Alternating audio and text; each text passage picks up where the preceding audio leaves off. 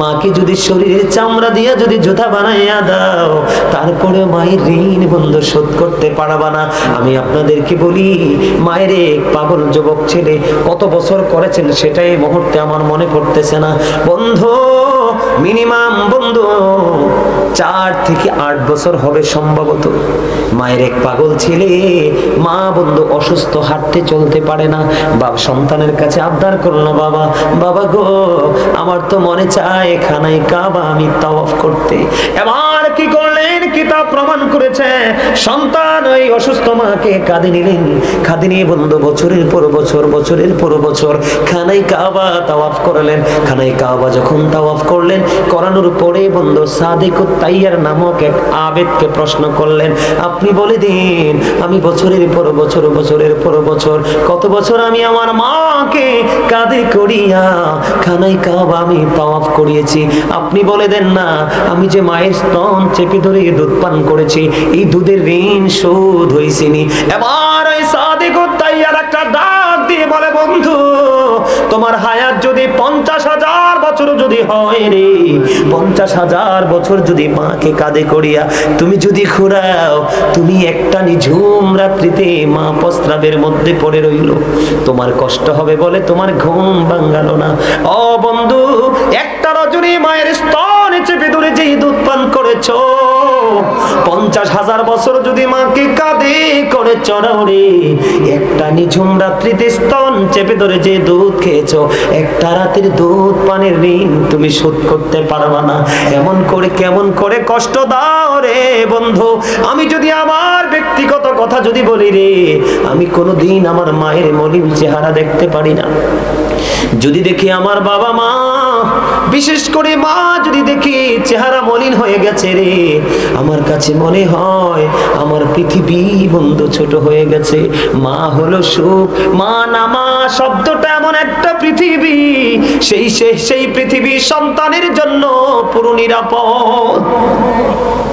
পৃথিবীর সব জায়গায় গেলে আপনার ভয় আছে রে, মায়ের আঁচল তোলে সন্তানের কোনো ভয় নাই। মায়ের প্রেমিক সন্তান যেটা মা হারাইছে, সে বুঝে রে মায়ের বিরহ কত যন্ত্রণার। পৃথিবীতে কত নারীর চেহারা দেখে রে, মার চেহারা কোথাও দেখা যায় না। রাস্তায় গেলে কত বৃদ্ধ লোকের দেখা মিলে রে, বাবা কোথায় হারিয়ে গেল, বাবাকে খুঁজে পাওয়া যায় না। ও বিরাল্লার যুবকেরা, বাবার কলিজায় আগুন দিও না, মার কলিজায় আগুন দিও না। মনে রাখবা, পৃথিবীতে যদি সন্তানের সুখ, সন্তানের মন বুঝে রে, সেটা হলো বাবা মা। তোমার বউ কিন্তু তোমার মন বুঝবে না, শাশুড়ি তোমার মন বুঝবে না, শ্বশুর তোমার মন বুঝবে না। তোমার যদি না থাকে বাবা মা, তোমার কাছে চাইবেও না। মুসা নবীর জীবনী থেকে ছোট্ট একটা ঘটনা বলবো, শুনবেন? এই আলোচনাটা করে আমি শেষ করে দিব আলোচনা বন্ধু। মুসা কালিমুল্লাহর জীবন। মুসা কালিমুল্লাহ একদিন আল্লাহর কাছে প্রশ্ন করলেন, আল্লাহ আমার সাথে আমার উম্মতের মধ্যে বন্ধু হয়ে কে গো জান্নাতে যাবে? এবার আমার আল্লাহ বললেন, মুসা চলে যাও ওই বলক শহরে।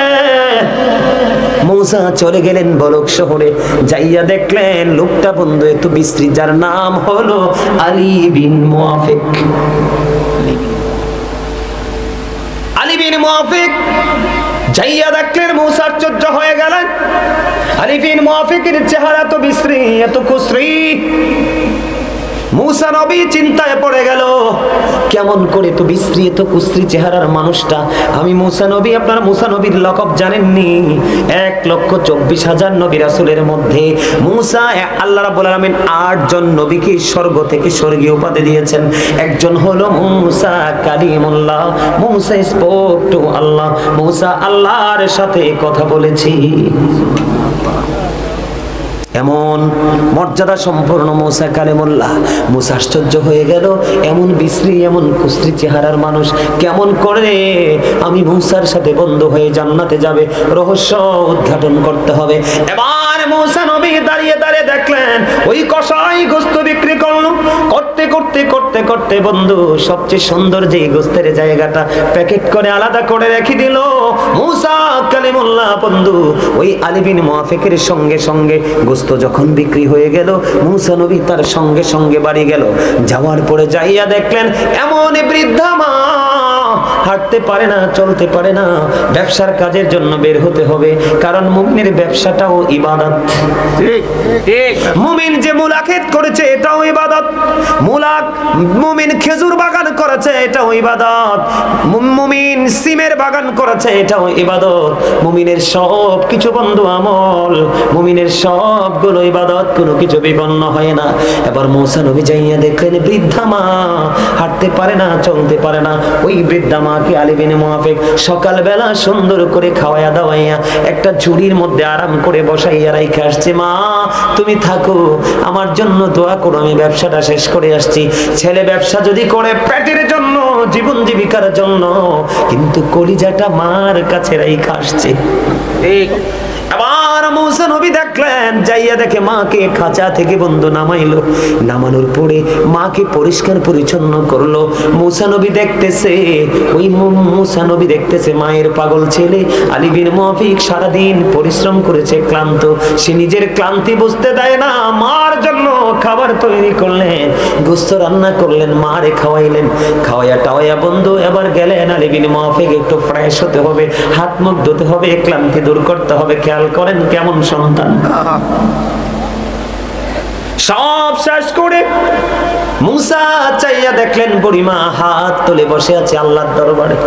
বুড়িমা, মা গো, বলো না তুমি কি দোয়া করেছো? এবার বুড়িমা ডাক দিয়ে বললেন, তুমি কে রে? এবার মুসা ডাক দিয়ে বললেন, আমি এই জামানার নবী মুসা কালিমুল্লাহ। সুবহানাল্লাহ। এবার মুসা নবী ডাক দিয়ে বললেন, বুড়িমা বলে দাও না তুমি কি দোয়া করেছো? এবার বুড়িমা ডাক দিয়ে বললেন, আপনি যদি নবী হন আমি আপনাকে বলে দেই গো, আমার এই সন্তানটা আমাকে এত বেশি আদর করে, এত ভালোবাসে রে, আমি সব সময় দোয়া করি আল্লাহর কাছে, আজকেও দোয়া করে দিলাম, আল্লাহ আল্লাহ গো, আমার নবী মুসা, আমার এই সন্তানটাকে তুমি মুসার বন্ধু বানাইয়া জান্নাতে দিও। আর মুসা একটা ডাক দিয়ে বলল, বুড়িমা, মা গো, আমি আল্লাহর কাছে দরখাস্ত দিয়েছিলাম, আল্লাহ গো, আমার সাথে কে গো জান্নাতে বন্ধু হয়ে যাবে? ওই বুড়িমা একটা ডাক দিয়া যখন বন্ধু বললেন আমার নবী মুসা কালিমুল্লাহ, ডাক দিয়া কই, বুড়িমা আমি আল্লাহর কাছে জানতে চেয়েছি আমার সাথে কে যাবে জান্নাতে বন্ধু হয়ে, আমার আল্লাহ জানিয়ে দিয়েছে তোমার ছেলে। জোরে জোরে কন্যা সুবহানাল্লাহ। এবার বন্ধু আমি একটু নেগেটিভ সাইডে যাব। বুখারী শরীফের মধ্যে এসেছে হাদিস খানা। ও বন্ধু তোমরা শোনো, মাকে বিন্দু পরিমাণ আঘাত করা যাবে না। কোনো কারণে মা যদি আঘাত পায় রে, তোমার সোনালী দিন অন্ধকারে কাচ্ছন্ন জগতের দিকে চলে যাবে। তোমরা বুখারী শরীফের হাদিস, যুবক তোমরা বিরক্ত হয়ো না, আমি ওয়াজটা শেষ করে দিচ্ছি, একটুখানি ধৈর্য ধরো তোমরা। আলী বিন মুআফিক এটা তো চলে গেল বন্ধু, বন্ধুরে আমার, হযরত জুরিজ নামে একজন আল্লাহওয়ালা যুবক ছিলেন। হাদিস শরীফের মধ্যে এসেছে হযরত জুরিজ, বুখারী শরীফের মধ্যে এসেছে মায়ের প্রেমিক। জুরিজ যেমন একটা আল্লাহওয়ালা ছিলেন, বুজুর্গ ছিলেন, মানুষের ভিড়ে তিনি আমল করতে পছন্দ করতেন না। তিনি নির্জনে বসে বসে একা একা আল্লাহর সাথে প্রেমের ডুরি লাগাইতে পছন্দ করতেন। খেয়াল করেন বন্ধু, লোকালয় থেকে অনেক দূরে চলে গেলেন জুরিজ, যেখানে একটা মাটি দিয়া হুজরা বানানো হলো, মাটি দিয়ে ঘর বানানো হলো। এই ঘরের মধ্যে জুরিজ বসে বসে বসে বসে আল্লাহর গোলামি করে। হঠাৎ করে একদিন জুরিজ নামাজরত অবস্থায়, যুবক হৃদয় খুলে শুনো, জুরিজ কিন্তু নামাজ পড়তেছে, গভীর খেয়াল, নামাজরত অবস্থায়। এবার ওই জুরিজের মা বাহির থেকে কে ডাকে, বাবা জুরিজ, আমি মা এসেছি, তুমি তোমার সাথে দেখা করব। এবার জুরিজ তো নামাজরত অবস্থায়, জুরিজ আল্লাহকে বলতেছেন, আল্লাহ আমি তো নামাজের নিয়ত বেঁধে ফেললাম, আমি কি আমার মায়ের সাথে দেখা করব নাকি আমি নামাজটা চালিয়ে যাব? এবার বন্ধু তিনি পরে সিদ্ধান্ত করলেন, না না আমি নামাজটাই চালিয়ে যাই। তিনি নামাজ চালিয়ে গেলেন। নামাজ শেষ করে বাইরে এসে দেখে মা নাই, মা চলে গেছে। একদিন চলে গেল, দ্বিতীয় দিন আবার বন্ধু জুরি সেম টাইম নামাজরত অবস্থায়। দ্বিতীয় দিন আবার মা এসে হুজরার বাহির থেকে ডাকে, বাবা বাবা গো তুমি কোথায় গো? আমি মা ডাকছি। এবার বন্ধু জুরিস, যখন জুরিস রে মা ডাকে, জুরিস তো নামাজ পড়ে। আজকেও গত দিনের মতো ডেকে ডেকে বলছে, বোঝো যুবক বোঝো কি বলি। আজকেও বলতেছে, আল্লাহ গো নামাজ চালিয়ে যাব নাকি মায়ের সাথে দেখা করব। শেষ সিদ্ধান্ত নিলেন, নামাজ আমি শেষ করে ফেললাম। পরে বন্ধু নামাজ শেষ করে এসে দেখে আজকেও মা নাই, আজকেও চলে গেছে। 2 দিন চলে গেল, আবার তৃতীয় দিন আসলো। ঠিক তৃতীয় দিনে জুরিস নামাজরত অবস্থায় মা ডাকছে, জুরিস কিন্তু মায়ের ডাকে সাড়া দেয় না। তৃতীয় দিন নামাজ শেষ করার পরে এবার হুজরার বাইরে আসলেন। বাইরে এসে চাইয়া দেখে রে আজকেও মা নাই। আর এক এক করে 3 দিন আসলো, ছেলে নামাজ পড়ে মার সাথে দেখা করলো না।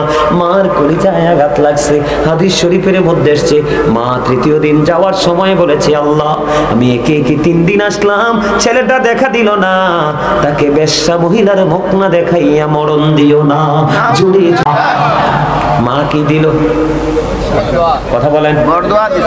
বরদোয়া দিয়েছে, অভিশাপ দিয়েছে। কিন্তু দেখেন এতদিন ওই বেশ্যা মহিলা আছে একটা, ওই রাজ্যে বসবাস করে। এতদিন ওই বেশ্যা মহিলার জুরিসকে নিয়ে কোনো টেনশন নাই, কোনো ফিলিংস নাই। কিন্তু মা যেই গুণে অভিশাপ দিয়ে চলে গেল, বেশ্যা মহিলার পেটের মধ্যে বন্ধু বাচ্চা। বেশ্যা মহিলার পেটের বাচ্চা অবৈধভাবে প্রসব করলো। প্রসব করার পরে মানুষ জিজ্ঞেস করলেন, বাচ্চা তুমি কোথায় পাইছো? ওই মহিলা যার সাথে অবৈধ সম্পর্ক তার কথা না বলে, এটা তো আল্লাহর খেলা, মায়ের অভিশাপ লাগছে। ওই বেশ্যা মহিলা ডাক দিয়ে বলে, এই সন্তান আমাকে দিয়েছে জুরিস। জোরে জোরে কন্যা নাউজুবিল্লাহ। মায়ের অভিশাপ কাজে লাগছে নি? কথা বলেন, লাগছে নি? মাকে কি বকা দিছে? কথা বলেন না, কোনো বকা দিছে না। আল্লাহর গোলামিতে আছে রে। ও বন্ধু, বেশ্যা মহিলার মুখ না দেখাইয়া মরণ দিও না, মায়ের অভিশাপ।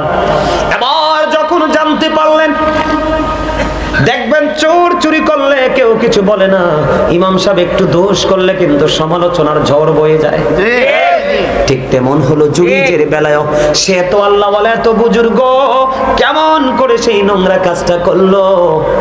ও বন্ধু, এবার তৎকালীন সময়ে মানুষ জুরিজের কাছে চলে গেল, তার হুজরাটা বন্ধু ভেঙে ফেললো। কি করলো? তার হুজরাটা টেনে হেসড়ে ভেঙে ফেললো। এবার তাকে প্রহার করতে শুরু করলো, টেনে হেসড়ে তাকে হুজরা থেকে বের করলো। জুরিজ ডেকে ডেকে বলে, কে রে, কেন আমাকে প্রহার করছো? এবার মানুষগুলো ডেকে ডেকে বলে, তোমাকে প্রহার করার কারণ হলো ওই বেশ্যা মহিলার সাথে তুমি মেলামেশা করেছো। অথচ সরল মনা জুরিজ কিছুই তো জানে না। মূলত অভিশাপ হলো মায়ের। কার কথা বলেন, কার অভিশাপ? এবার বন্ধু জুরিস কত বুজুর্গ দেখেন, তারপরে মায়ের অভিশাপ লেগে গেল। জুরিস কি মারতে মারতে টেনে হেসড়ে বের করে দিল। এবার জুরিস একটা ডাক দিয়ে বলল, ভাঙ্গে দিয়েছো হুজরা, প্রহার করেছো ইচ্ছা মতো, এবার একটা কাজ করো, ওই বাচ্চাটাকে আমার কাছে নিয়ে আসো এবং আমাকে একটা ঘটি পানি দাও। এবার তাকে একটা ঘটি পানি দেওয়া হলো। সে সুন্দর করে ওযু বানালো। ওযু বানানোর পরে জুরিস ডাক দিয়ে বললেন, বাচ্চাটা কোথায়, আমার কাছে নিয়ে এসো। মানুষ দৃশ্য দেখার জন্য লুকি লুকারণ্য হয়ে গেছে। এবার ওই জুরিস ছোট্ট মাসুম নবজাত শিশুর পেটটার উপর হাতটা রেখে বলল, বাবু বলো না তোমার বাবা কে? ছোট্ট বাচ্চার অটই জবান খুলে গেল।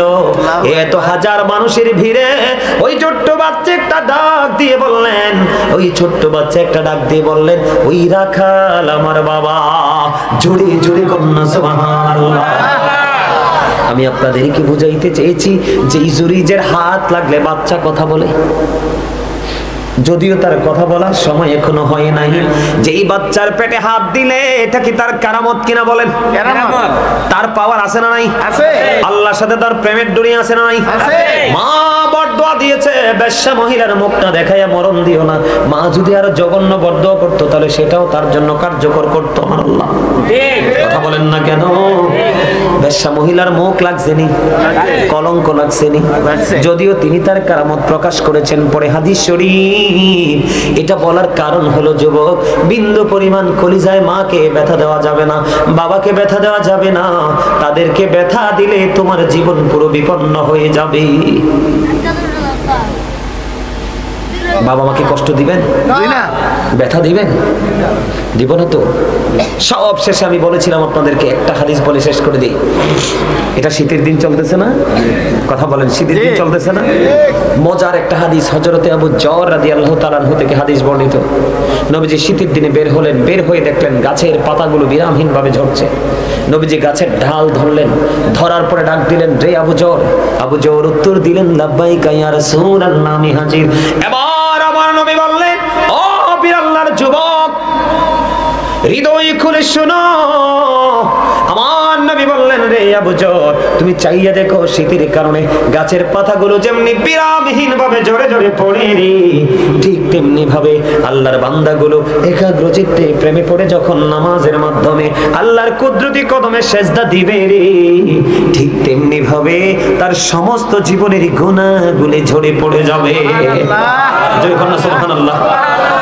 আল্লাহ আমাদের সবাইকে 5 ওয়াক্ত নামাজ পড়ার তৌফিক দান করুন, হালাল পথে রোজগার করার তৌফিক দান করুন, সুদ থেকে, ঘুষ থেকে, গীবত থেকে, মিথ্যা থেকে আল্লাহ রাব্বুল আলামিন আমাদেরকে পরিপূর্ণভাবে বেঁচে থাকার তৌফিক দান করুন সকলে বলুন আমিন। সম্মানিত উপস্থিতি, আমার আলোচনায় কি কষ্ট পাইছেন আপনারা?